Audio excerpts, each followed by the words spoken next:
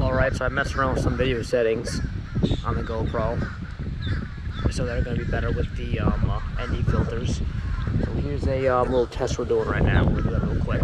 So this here is the standard screen with no ND filter on. Okay. Obviously, I can already tell right now it's really, really bright and blown out, really sunny.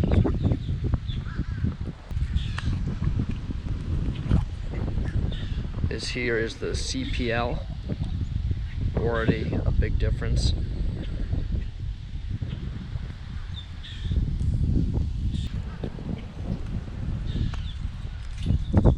ND8.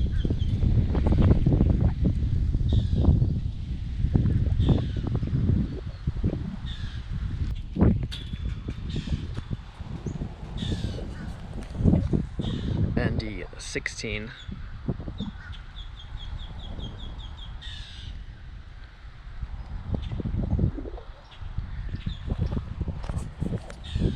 And ND 32.